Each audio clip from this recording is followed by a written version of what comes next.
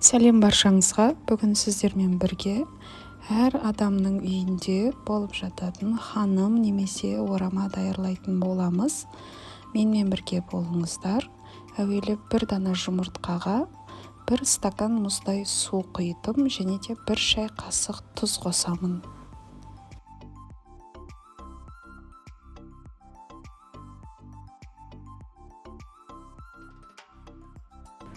Барлығын жақсылап араластырып, үстінен ұнымызды салып, орташа нығыздықта болатын қамыр илейтін боламыз.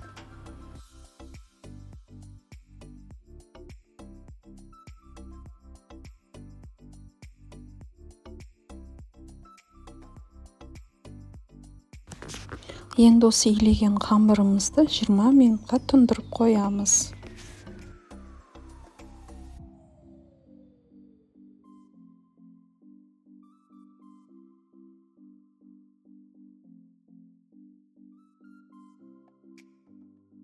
Енді салмасына кірісеміз. Мен салмасына 700-800 граммдай пияз қосамын. Негізі 1 кило фаршқа 1 кило пияз қосқан дұрысырақ. Үйдегі бар пиязбен қостым.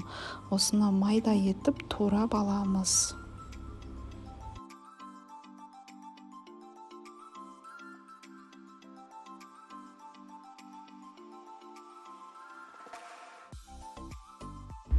Пиязды турап болғаннан соң 1 шай қасық тұз және де 1 шай қасық қара бұрышты сеуіп, пиязымызды кішкене өлтіріп аламыз, яғни суын шығарып, босаңсытып аламыз.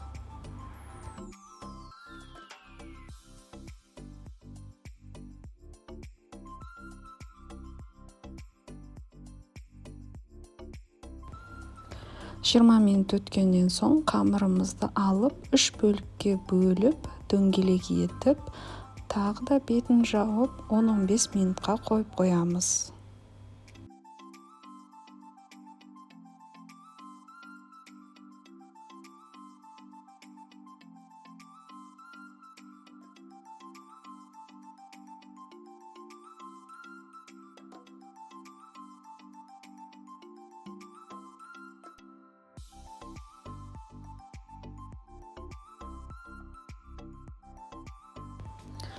Шамамен 10-15 минуттай пиязымыз тұрды. Мінекей осылай әдемі болып, сочный болып, сулы болып тұрады. Енді осыны 1 кило фаршымызға араластырып, тағы да 1 шай қасық тұз және де 1 шай қасық бұрыш және де жартыдан кішкене аса Қытайдың тұзын салатын боламыз.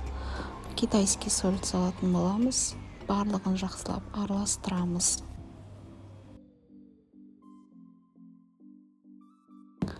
Қамырымыздың ұюы қанғанша мантоварканың әр листін осылай майлап аламыз.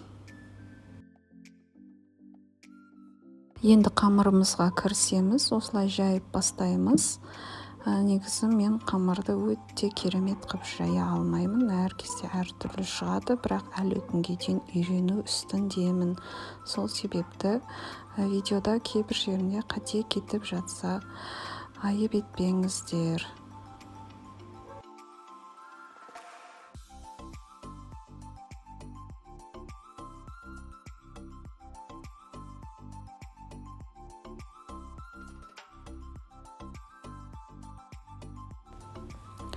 Енді жайылған қамырыма майымды сеуіп, осылай жан-жағының бәріне майымды жағып аламын да салмасын салып шығамын.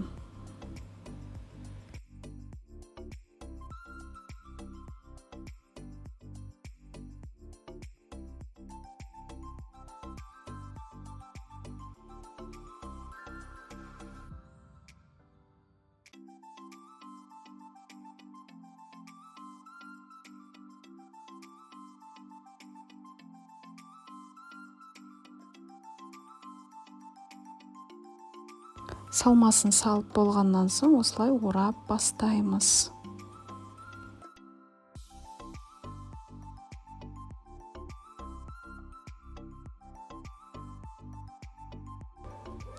Орап болған орамамызды мантоваркаға саламыз.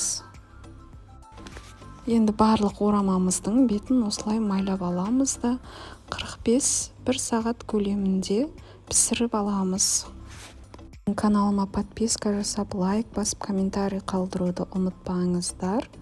Ал ендеше менің тағамым дайын болды. Бізге ас болсын. Сау болыңыздар.